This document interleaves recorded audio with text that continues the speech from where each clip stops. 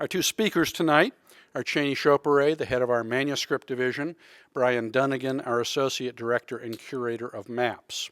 I am a fan of short introductions for the people who are speaking, so that's about all the information you will get from me about these two gentlemen, other than to say that Cheney will go first and Brian will go second. Thank you. So welcome Cheney to the podium.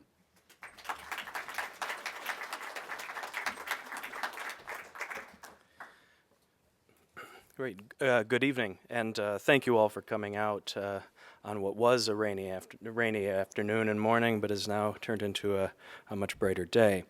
I believe I can speak for all of my fellow curators at the Clements Library when I say that we're always happy to talk about recent acquisitions. First, because it's very exciting, but also because they represent additions to the body of primary source materials available for scholarly research on early American history. And because of their presence here in Ann Arbor, they're a special asset to the students and faculty of the University of Michigan. And the Henry Burbeck papers are a very important addition to that body of materials. Henry Burbeck was a military officer who spent nearly 40 years of his life, from 1775 to 1815, in the American artillery. He served in the American Revolution at Bunker Hill, Brandywine, Germantown, White Marsh, Monmouth, and in the 1779 and 1780 New York and New Jersey campaigns. He commanded artillery in Anthony Wayne's Legion of the United States in the Old Northwest in the 1790s, and he held other commands at Michilimackinac in Georgia and many other places. Culminating in an appointment as Chief of Artillery from the period of Jefferson's reorganization and downsizing of the Army in 1802, and he held that position until 1815. The Henry Burbeck papers are comprised of 1,350 incoming letters and documents to Colonel Burbeck, 400 of his outgoing drafts, a dozen maps, around 150 military returns, 40 muster rolls, and around 350 additional reports, accounts, receipts, imprints, and other miscellany. What you're seeing here is the collection as it arrived, most of them in 3-ring binders in top-loading plastic sleeves. This is over 2,300 manuscripts, and it's a significantly large collection for this time period to have become available for acquisition by the Clements. And because it is so large, such a large volume of writers are represented in the collection, so many different geographical areas and subject matter, it's difficult to provide a cursory summary of the contents of the collection. But in order to make sense out of the content of the collection, it'll be useful to take a look at the organization of the artillery for the period of Henry Burbeck's command of the regiment from 1802 to in the case of the papers, to 1812.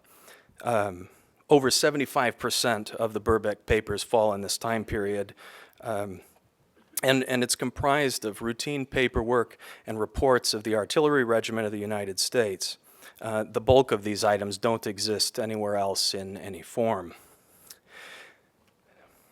The arrangement of the regiment is seen here with Colonel Burbeck and his administrative staff and headquarters, along with 20 companies that are authorized to have this these numbers of individuals as part of it. At maximum strength, it would be just over 1,600 men, though I don't think they ever reached full capacity. To give some idea of the historical treatment of the artillery for this period, William Berkheimer wrote in 1884, quote, "The complete failure of the artillerists to rise to a plane of scientific excellence commensurate with the needs of service was not due to faults of organization, but to incompetent personnel," end quote. So with the exception of the 1808 edition of another regiment of light artillery, Berkheimer notes that, quote, "There was little in the history of artillery between 1802 and 1812 to call for remark," end quote. Janice McKenney's recent history of the artillery is not as critical of the regimental staff, though she remarks that, quote, regimental control of the artillery companies remained virtually non-existent because of the continued separation of the companies from each other and from regimental headquarters, end quote. And that separation and distribution of those companies is very clear when we look at the body of Burbeck's correspondence, particularly during these years. This is a map by Abraham Bradley of 1804, and I've added to it the locations of the primary regular correspondence of Henry Burbeck as is represented in the collection. This is a lot of names, and I'm only going to have this up here for a moment, but if any of you have a particular interest in the collection, do feel free to send me an email. I'll be happy to provide a digital copy of this. It's a little bit less busy and easier to look at if we just look at it as dots on a map. The principal geography represented in the collection spans from the eastern seaboard to the furthest frontier at this time. Shortly after the acquisition of Louisiana, the first military post west of the Mississippi, the Bellefontaine is identified to the left there. Around 1,350 of the items in the collection are, again, incoming letters and documents from captains of the companies of artillery who served under Burbeck. Here you see a cover letter with an example of one of those returns. These returns were particularly important. They identified the strength of the companies under the command of these captains. According to the 1805 Rules and Articles for the Better Government of the Troops of the United States of America, Section 5, Article 2, it stipulates that the commanding officer of every regiment, troop, or independent company or garrison of the United States shall, in the beginning of every month, remit to the Commander-in-Chief of the American forces and to the Congress an exact return of the state of the regiment under his command.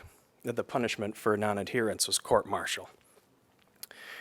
Here's an example of a cover letter.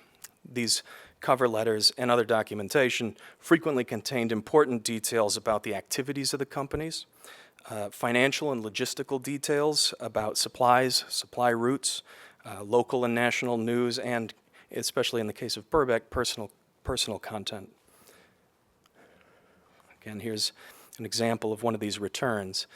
Usually in tabular format, they variously show the units stationed at the post, the strength of the unit, the names and duties of officers, the number of soldiers present and absent, and occasionally records of events as well. This is an example from Fort McHenry in the summer of 1810. And you can see on the left there, you've got a company of artillery commanded by Captain George Armistead and a detachment of men who were involved in recruiting, along with the 5th Regiment of Infantry. And along the columns here, you have their various ranks and the number of personnel in those ranks, as well as information on the sick, confined, etc., which goes on for another sheet to the right and several down. The collection's approximately 40 muster rolls identify the names, the ranks, locations, and other remarks about enlisted individuals. This is a close-up of the same return for Fort Mifflin and Philadelphia, and you can see even the privates are listed by name, when their enlistments begin, the expected term of service, and in this case, since we're looking at multiple areas, which of the locations they're present at. Other letters include diagrams and illustrations reflecting innovations and aspects of military engineering. The image to the lower left is a charming example of a fellow by the name of Walsh who sent his ideas for how they could better construct the iron shells for cannon by elongating it, adding flutes to the side. There's an extensive description of how this would work in his correspondence. But before moving on to Burbeck's outgoing correspondence and other military papers, I'll add that numerous Clements Library collections revolve around writers that are present in the Burbeck papers, including Alexander Thompson, Christopher Van Deventer, and Secretaries of War Henry Dearborn, John Armstrong, and Lewis Cass. Again, so far, much of what I've been describing falls during the period of time when Burbeck is chief of artillery, 1802 to 1812 specifically. But there is about 250 items that fall before that time period and after, particularly the War of 1812. In the background here, what you see are Burbeck's drafts of letters that he sent to Charles Davies, who was of the Massachusetts Society of the Cincinnati, in which he's reflecting on his service during the American Revolution, along with very candid remarks about some of his fellow soldiers and officers, notably Henry Knox and Israel Putnam and others. The only orderly book to arrive with the collection is this. It's 1784 for the 1st American Regiment at West Point, not to be confused with the later 1st American Regiment under Josiah Harmar. Here's an example of one of Burbeck's draft letters, in this case to his supervisor, the commander of the United States Army at the time, James Wilkinson, in 1808, as tensions between Great Britain and the states are increasing. What we have here is Burbeck's understanding of the British forces posted along the border region in Upper Canada. A couple more examples of Burbeck's drafts include these wonderfully detailed description of the method of executing deserters, and the one below.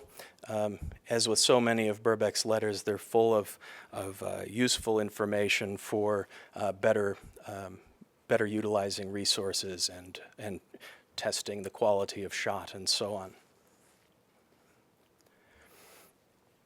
This is another draft of Burbeck's, but this didn't come with Henry Burbeck's papers.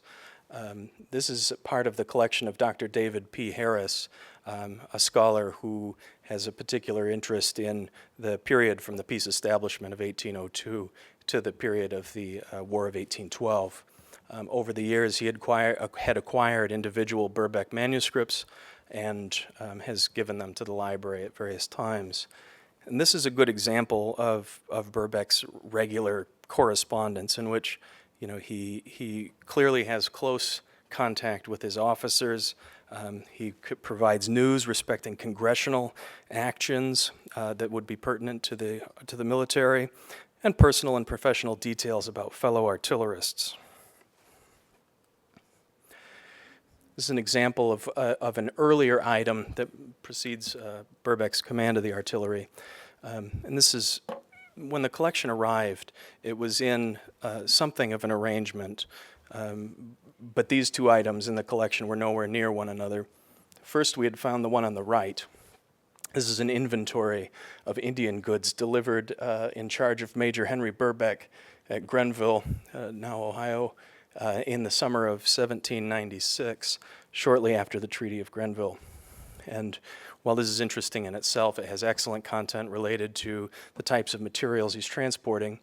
Once we found the cover letter dated over a year later, it's clear that the author here, returned Jonathan Meigs, is explaining to Burbeck that the items that were missing on their arrival at their destination was no longer his financial responsibility, which provides context for both manuscripts here. And this comes back to the holdings of the Clements Library as they exist now. So this is an interesting story, and bringing these materials together paints a better picture of what's happening. Found this yesterday in our Wilkinson letters. This was part of the Clements collections prior to our acquisition of Burbeck.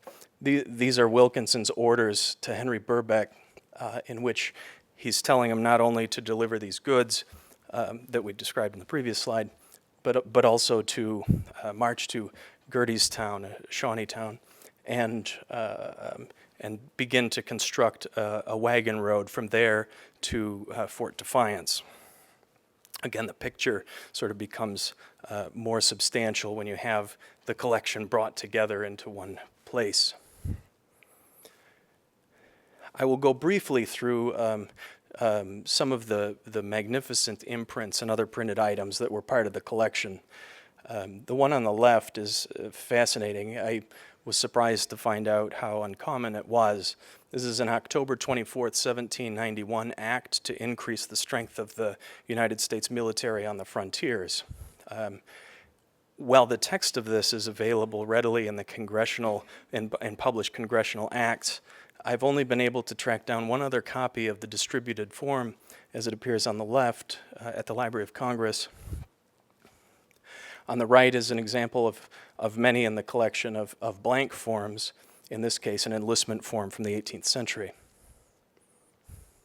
Here are a few other examples of blank forms located in the collection which show the regularity of the reporting that was necessary for subservient officers to their commanders.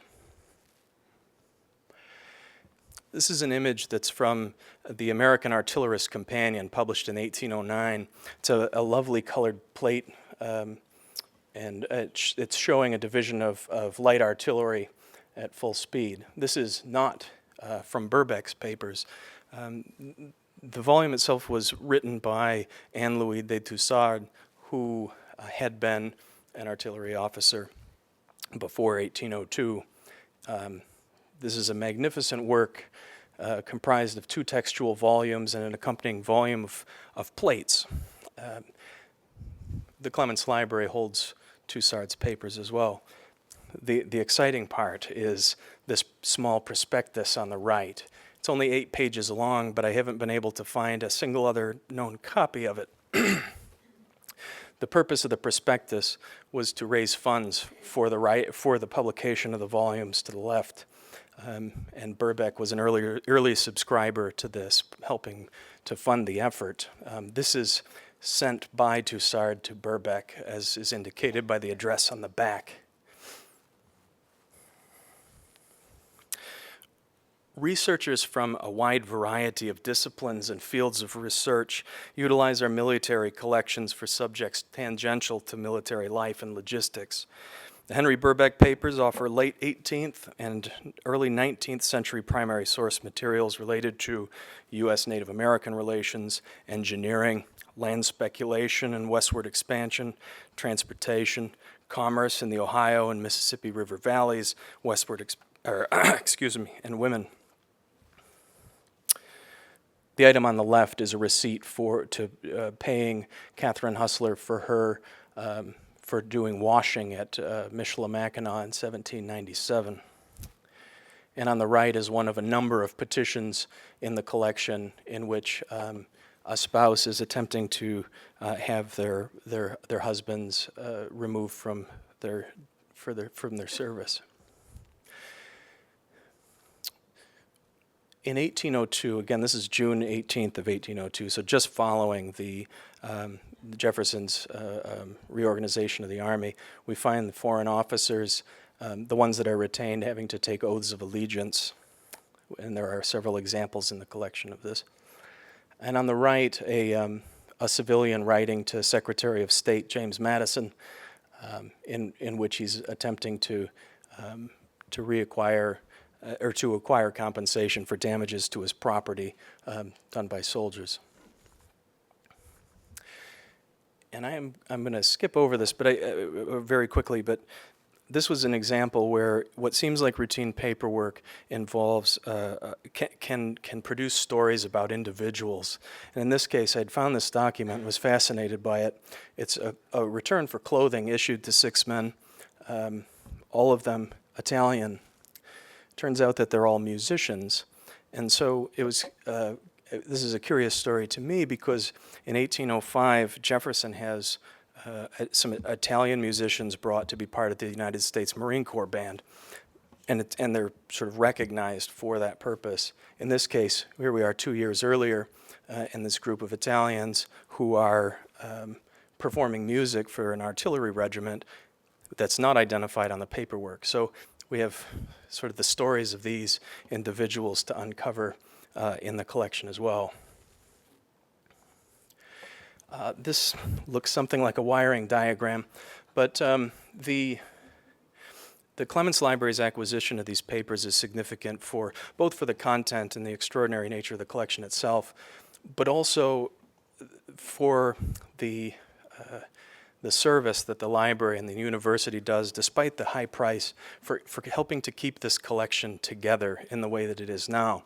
What you're looking at in the upper left there is Henry Burbeck and his wife Lucy, who had all of his papers at their home in New London County, Connecticut. And as you can see, as time progresses, the collection becomes split and comes back together. And in fact, Chandler Smith, who's Burbeck's grandson, had made an effort in the early 20th century to bring the papers that had been previously divided back together. And then apparently on his death, they continued to be split. Private owners and dealers and auction houses further divided the collection, and this is very common for large archives of this sort. And fortunately, the Clements Library has been able to bring a lot of them together, the largest body of them being the group that we had acquired from James Cochin earlier this year. He himself had been buying from private owners for about 15 years, trying to piece together Burbeck's archive. It would have been more profitable for Cochin to have sold the collection piecemeal, and it's very fortunate that we were able to come to an agreement and acquire the materials so that they didn't become disbanded and to who knows where they'd end up. So it's a wonderful service that we were able, in this case, to provide. This is the last slide I'll show, but the collection has been removed from its top-loading sleeves. It is available for research currently, with the exception of around 130 items that need extensive conservation and repair. So with that,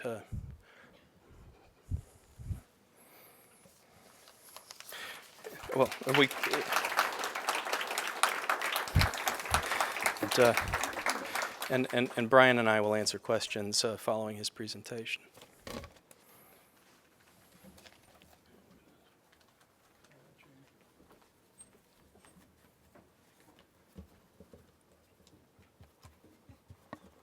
Now you get to see the pretty pictures.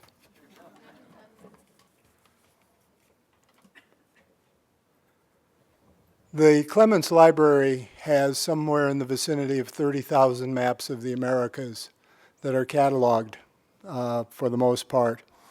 About 2,000 of those are manuscripts, and many of those are very beautiful.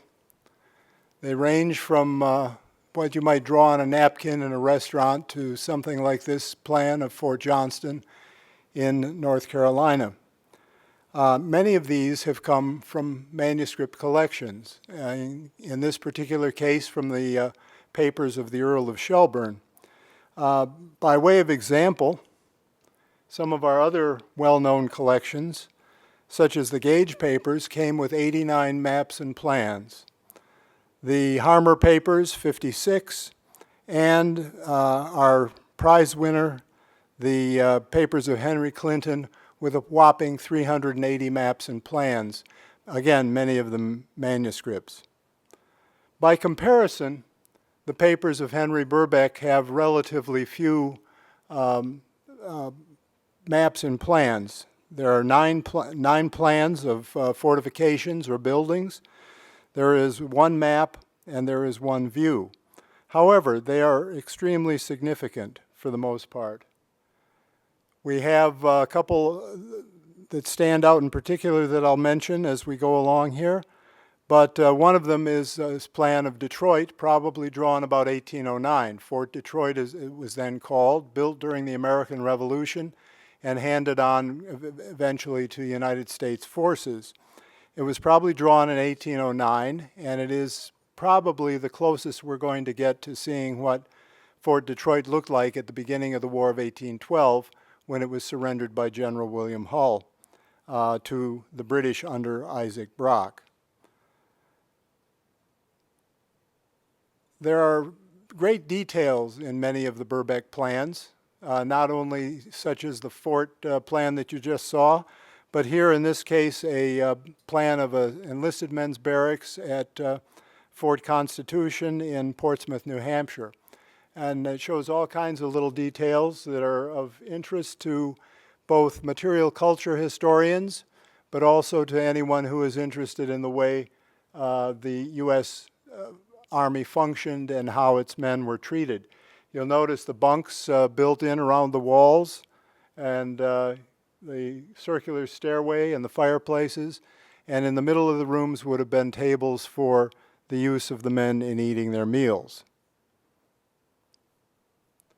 Our one drawing is, as I mentioned to a group earlier tonight, probably the funkiest fort plan I've ever seen. It is peculiar in the extreme. Burbeck was given this drawing of Fort St. Tammany by his surgeon, a fellow by the name of Nathaniel Hayward, probably when he left command of the post in 1792. Burbeck had established it. It's on the St. Mary's River, the border between Georgia and Spanish Florida, and the U.S. troops there were keeping an eye on the Native Americans of that particular frontier, but also, of course, the Spanish, who were right across the river. And then, adding to the significance of some of these plans, is a plan of Fort Defiance in what is now Defiance, Ohio. This is probably the only known ground plan drawn in the 18th century that shows what a fort that was constructed during Anthony Wayne's victorious 1794 campaign against the Indians. And it was built especially strongly against the possibility that the British might come up the river from Detroit and attempt to challenge Wayne's army. The Burbeck paper maps, for as few as there are, probably the most significant finding of plans of forts of the Old Northwest in the last 50 years. And I'll talk about a couple more of the special ones as we go along. It's another portrait of Henry Burbeck. You've seen the St. Memon engraving a number of times. This is a oil portrait that is owned by the Fraunces Tavern Museum in New York City. It's probably done about, I would guess, about 1810. It shows Burbeck in his field officer's uniform as he would have been at the height of his term as head of the U.S. artillery. In his position, both before he was head of the artillery and during the time he saw a lot of plans. And how did they come to him? Well, they came to him in many cases from junior officers who were showing him what they had accomplished or what the state of their particular post might be, or they come from senior officers who were giving him orders as to what he should be constructing or having constructed. How many did he see? It's very difficult to tell. There are many of them. The frustration is that most of them have been separated from the correspondence to which they belong. And they may or may not exist any longer. The papers are sprinkled with comments such as this from Fort Constitution in 1811.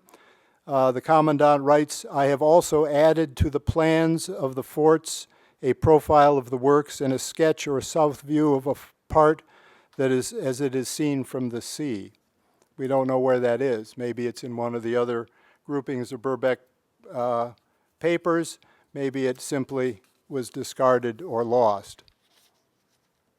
Sometimes we get a little bit more information in the papers. This one Cheney found with great excitement and called to my attention about a week ago. It apparently is the orders for constructing a little place called Fort Industry on Swan Creek near Toledo, of which apparently no known plan exists. And in the orders to Lieutenant James Ray in 1803 says that he is to take a detachment of troops and build a small work, quote, to consist of a stockade of 10 feet above the ground, a barrack of 2 rooms for the men, 40 feet by 20, a store for provisions and Indian goods, 40 feet by 20, and a barrack for yourself. Then the kicker from the enclosed sketch, and you're being previously on the site with me, you can form a correct idea of the intended post. So there was a plan with it. We at least have the description Doesn't tell a lot about how the fort was actually laid out, but tells us what sorts of buildings were in it as well.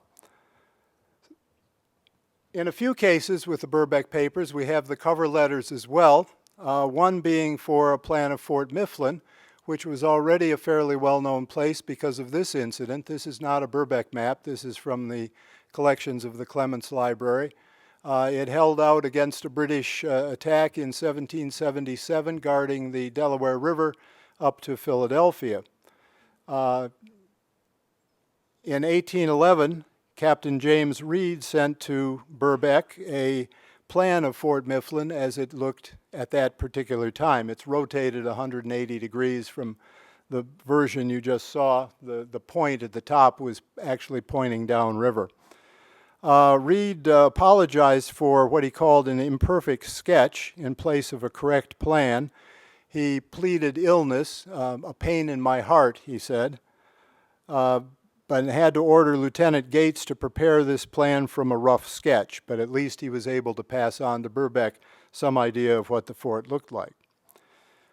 Two plans in the Burbeck maps are identifiable as having been given to Burbeck himself under one circumstance or another. This, another Clements Library non-Burbeck map, shows St. Clair's disastrous defeat on the Wabash in November of 1791. You'll see it climaxing as the little dots are U.S. soldiers running, trying to escape from the attack of the Indians down the road back toward safety at the next fort down the chain of forts. In December of 1793, General Anthony Wayne ordered Burbeck to establish a fort on the site that would figure in the 1794 campaign against the Indians. He specified a small fort with 4 blockhouses, and in the letter he says, agreeably to the enclosed plan or draft.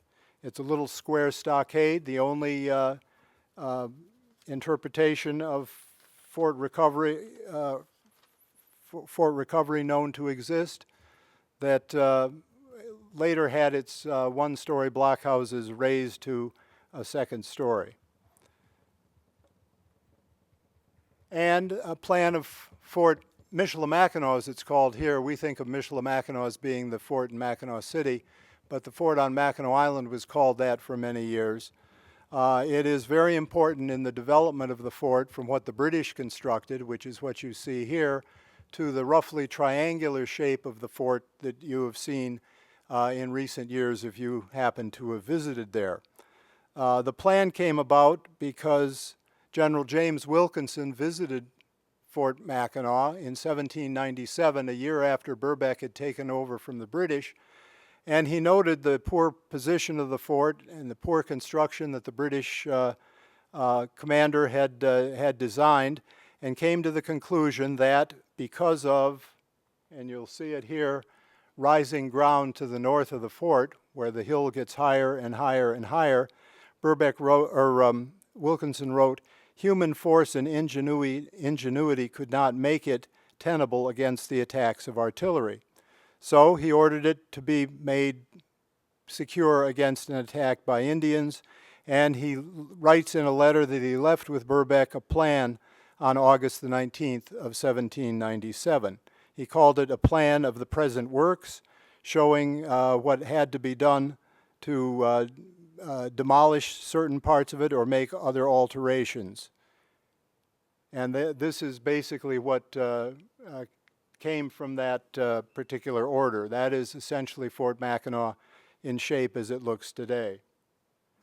And in fact, if I'll back up a second, you'll see 2 square buildings in the bastions that are labeled H, and in the key it says supposed blockhouses. That's what was going to make the place defensible against Indians, and in fact that's what was done. That's what you'll see there today. And here is the East Blockhouse, which perpetually looks like it's going to fall over, whatever is happening to it here, is built on top of an earthen mound that was one of the bastions of the original British fort. So that is not a natural hill. That's a little hill that was constructed by the British. And again, you'll see them at the letter H. One final benefit to the map division of the Burbeck papers and the information hidden within them came in the way of some unexpected benefits.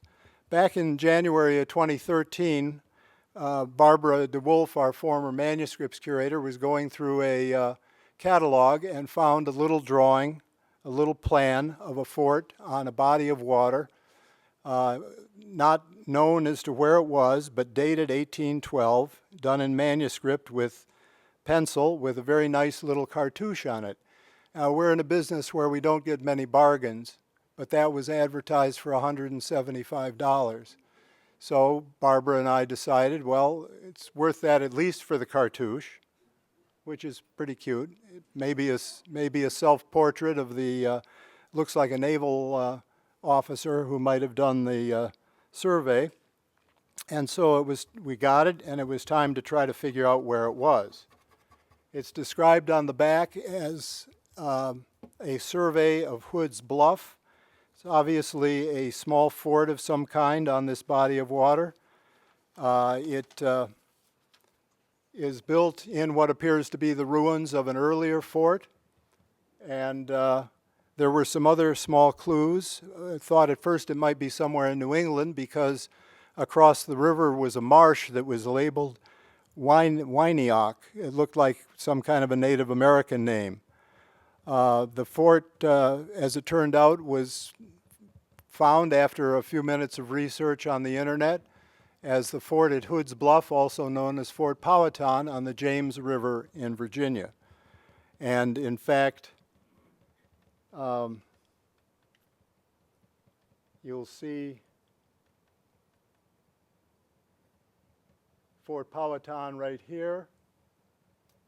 It stood about here, and across the river is what actually is the name of a plantation. It is Wayne Oak, W-A-Y-N-E-O-A-K. So we had a location, and we knew exactly what it was. As far as that's concerned, it was begun supposedly about 1808 to protect Richmond, Virginia from British vessels or enemy vessels coming up the James River and attacking the town. When the Burbeck papers came in, we found that there was a fair amount of correspondence between General Burbeck and the commandants at Norfolk, Constant Freeman, who was commanding Fort Nelson at that place. In December of 1811, wrote a letter to Burbeck where he says, "I did not give you in my last any description of Fort Powhatan on James River," and in brackets, Hood's Bluff, "because I had never been there and I possess not any correct information about it." He has ordered the commandant there to draw a map, and he had sent at least had sent a description of the state of the fortifications, and in the next folder was a total description of Fort Powhatan at Hood's Bluff in Virginia with a description that virtually matches the drawing to a T. A little temporary fort built inside the ruins of a Revolutionary War fortification with a circular battery where heavy guns would help to protect Richmond from attack.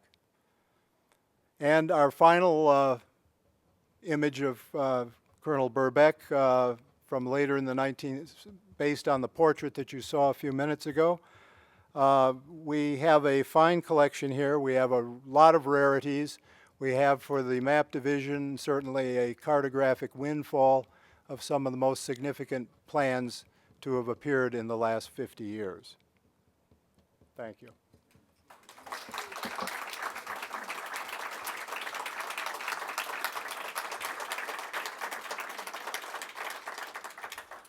Thank you. And Cheney and I will be happy to take any questions.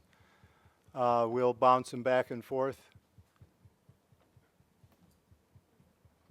Yes, Joni. Where is Fort Detroit now? I mean, if you go into Detroit, is it there?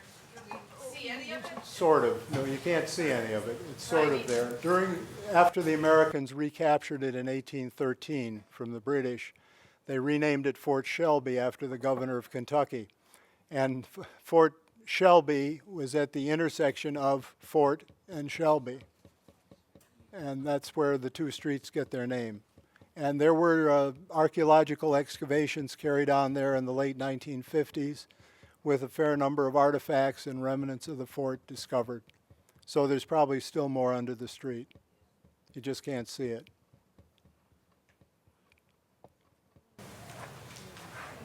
Okay.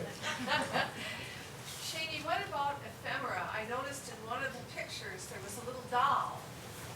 Oh. Is this on? You'll forgive me. My 3-year-old son, Sylvanus, told me to bring that to work the day that picture was taken. So he was overseeing that part of the organization process, not part of the collection. It's still in private hands. It's in the will, though. Yes. It prompts me to ask this question. Now, military's always talking about not having enough support historically. Are there any records in any of these documents on whether or not the artillery got frequent and accurate practice? One type of practice they did not get, and this was the case with the infantry as well, was operating in a large unit. Because they were scattered, as Cheney's map showed, there was an infantry company in Missouri and another company might be in Illinois, and they were all over the place, so they couldn't operate together. I don't know what the extent of artillery practice and drill was, and I don't know if it comes through in the papers. Yeah, they did, but there's no indication as to details. Yeah. Do you have any idea what the length of service for a infantryman was in the military at that time? Well, the enlistment was for 5 years. And some were long-serving soldiers who've been around for 15 or 20 years. One of them being a fellow by the name of Thomas Hustler, and I have to tell the Thomas Hustler story. You saw a receipt with an X for his wife, Catherine Hustler. They were eventually at Fort Niagara, and when Thomas Hustler left the Army after many years of service, he opened a tavern in Lewiston, New York, just up the river from Fort Niagara, where he is one of quite a number of claimants for having invented the cocktail by putting a cocktail into a mixed drink at his tavern.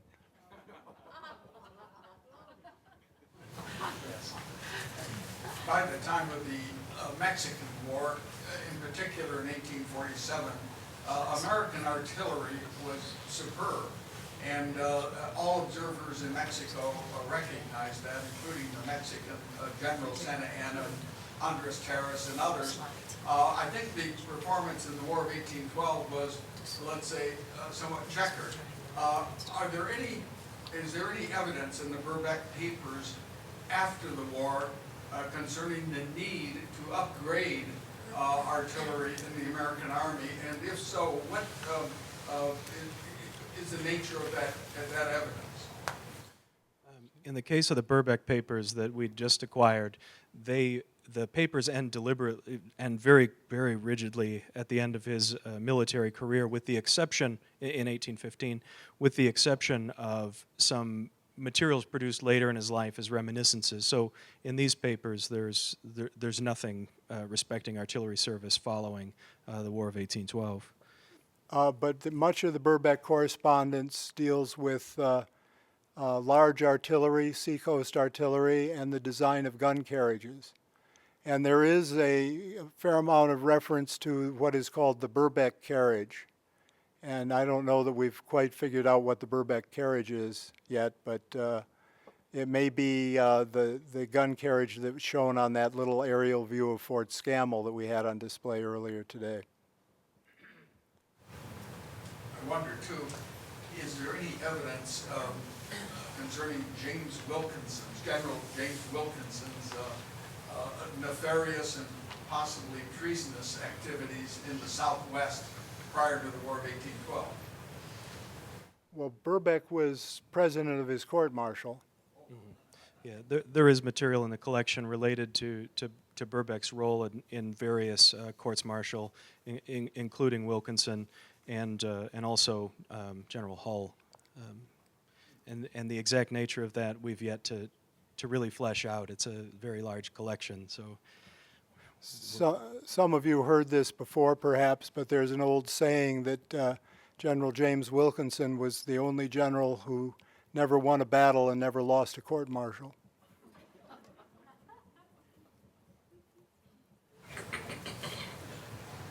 Yes, Richard. Jane, one of your early maps, it showed like Fort Mackinac, Detroit, Chicago, but I didn't see anything for Toledo or Fort Meigs. Was that? No, that map represented the correspondence that Burbeck was receiving, which is in our collection, which is predominantly, again, this period from the reorganization of the Army in 1802 up until 1811, early months of 1812. And so the 18th century activities of Burbeck are not represented on that particular map. So. Yeah, Joni. Are there any descendants of Mackinac Island, of anyone from the fort during this time? I mean, are there any of the families? There were. There was a family by the name of Lasley, and I don't think there are any Lasleys left, are there, Candy? They lasted into the 70s, probably. There are families that trace their origins to different periods of time, often to soldiers who had stationed at the fort. But Lasley is the last one I know that would go back that far. Yes. How long did it take you to acquire this? And How'd you get what there? process did you have to go through? Yeah, we got a university car. That was. We had bid at an auction on this collection, which we had, what, a day, 2 days notice? So we were not successful. Jim Cochin, who is a dealer in Maryland, was the successful bidder, and he had been collecting this Burbeck material for years and had I think, a sincere wish to see the collection kept together and end up in an institution. But he's also a dealer, so he's in business. And we contacted Jim after a period of about a year and a half, and told him we'd be interested in talking to him about purchasing the collection. And he named a price, and Kevin sent Cheney and me to Maryland on a delightful wintertime junket. And we looked at the collection over one day and part of another day, decided we felt it was worth it, called Kevin, the source of all money at the Clements Library, and he said, go for it. That roughly it? I had no choice. Once Brian saw the maps, that was the end of the discussion. We were whining on the telephone.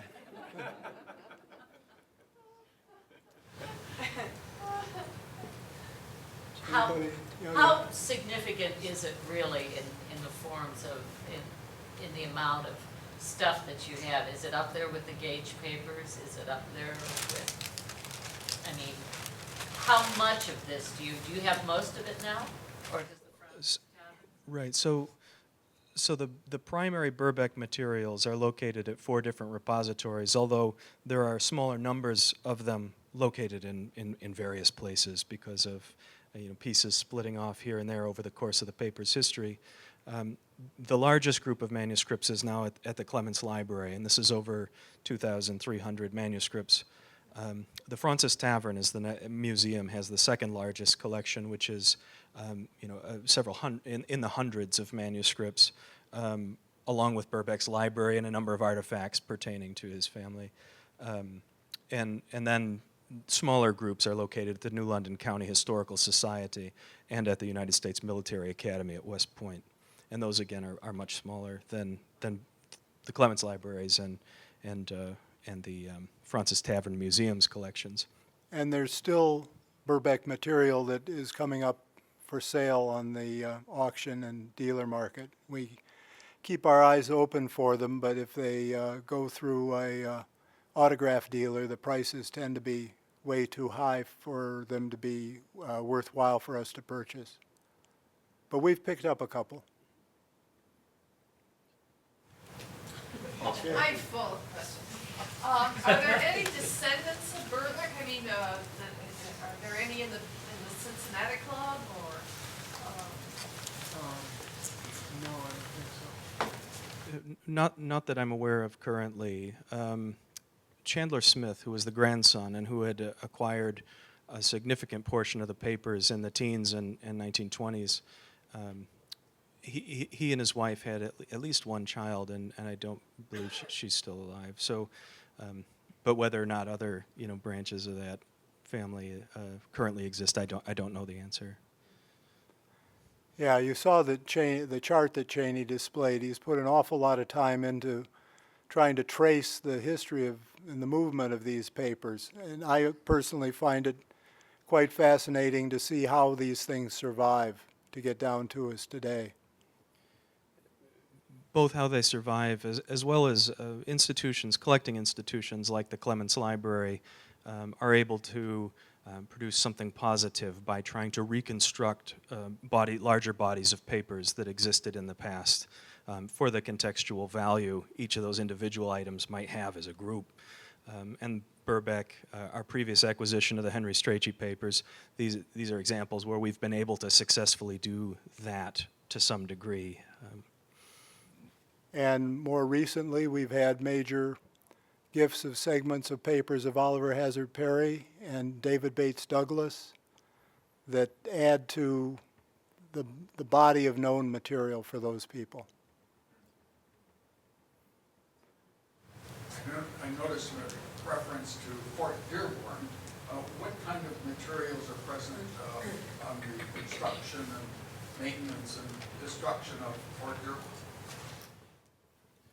I don't know the answer to that straight away. I know that the plan of Fort Dearborn that was with Burbeck's original papers is I believe at the New London County Historical Society, and I believe that we have the cover letter for that.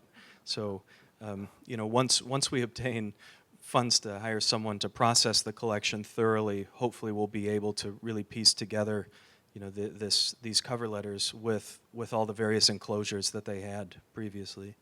Yeah, the Fort Dearborn material I've seen is just basic correspondence from the Commandant to Burbeck.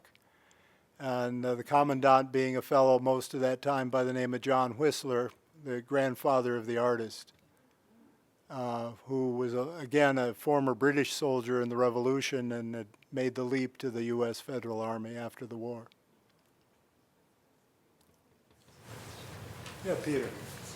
Sorry, Jim. Go ahead. Oh, Jim. You guys question I have is flip for it. looking forward, keeping our eye on the ball. We have a lovely homecoming for the museum, for the library, and presumably the fall of next year if everything goes right. Which are the key documents that you'll put into those display cases when we come back to the library? Of this, obviously there'll be a Burbeck feature, and you guys are the ones who will be picking them out. What are the key choice pieces that you would show the public to draw attention to the uniqueness of this collection? Well, of course. Related to Burbeck, I would probably say the Fort Recovery Plan. And the manuscript side? I would have to think very hard about it because, the value of the collection for us lies in its research value, which in this case is a lot of materials. You'll notice in the case of manuscripts in the back, it's piles of stuff just to sort of represent the volume of research material in it. Some of the more prominent pieces, would probably relate to the Old Northwest. Some of the miscellaneous materials from the 1790s. The printed materials in the collection. There's not really, I guess I would say, a ephemeral material as such, but that prospectus of the American Artillerist Companion is exceptionally rare, and it's a tie between two prominent artillerists in the early 19th century, which I think is utterly fascinating. But to view in a display case, it's a blank sheet with askew writing on the front. So whether or not that would be adequate for a display case, trying to sell that to people has been a goal of mine since we acquired it, 'cause it's so exciting. So Burbeck is carried on the subscribers list of the book inside the published work. I think he's number 2. So I'll get back to you, Peter, on what I'll choose. No, but I make a suggestion. Some of that stuff about those Italian musicians, that's fascinating stuff. I truly wish that I had time to go through the entire collection looking for those gentlemen to see if and how they might appear. You'll love it. I came across a reference to a soldier by the name of Massey or Macy, M-A-S-I, which you might have noticed, 5 of the 6? Yeah, at least 2 of the Masseys on that list I've identified as brothers. And there is some correspondence in the Burbeck papers about at least one of them. May have to do with court-martial. It's interesting. The gentleman who was the major of the band there, Francesco Massi, he's in Washington, D.C. 2 years later, teaching music as well as being the head of a military band. Where he goes after that is unknown to me, so it'll be an interesting thing to explore. He introduced the squeeze box to the U.S. Marine Corps band. We'll have to look for evidence in the collection. Jim. This trenches on Cheney's point about the search value of the collection once it's been surveyed systematically and cataloged. What are the prospects for the collecting institutions to cooperate to bring together the association of covers that are missing enclosures and enclosures that want description in something like a cover? Does that happen, or are there the collecting dynamics for institutions entirely opposed to it? Collecting dynamics vary, but I've been in contact with all but West Point about their collections, and they are very pleased to know about this collection and are happy to share information with us. So hopefully at some point in the future we'll find a way to interact with one another and be able to promote all of our collections simultaneously. Since with our collection I already have a tentative item level list of it, which has helped piece together the maps and so on that were in the presentation. And using the spreadsheet from that, I suspect we'll try and keep track of mentions of enclosures and so on, and hopefully pair them up with the existing ones, both in our own collection as well as those elsewhere. Yeah, I'm hopeful of having contact with the institutions and asking if they have or could put together a list of the maps and plans in their holdings. Some might have done that already. You might be interested in the cover references they have to objects. Right, exactly. Plans And they if don't that, find. we have that letter from Fort Constitution. If the plans are in New London, we'd like to know about it. I'm interested in the orderly book. Have you had a chance to look at that book and see exactly what is in it? I haven't. I believe that's the last year of the existence of that incarnation of the 1st American Artillery Regiment. And they're at West Point for the duration of the orderly book. I haven't gone through it as yet.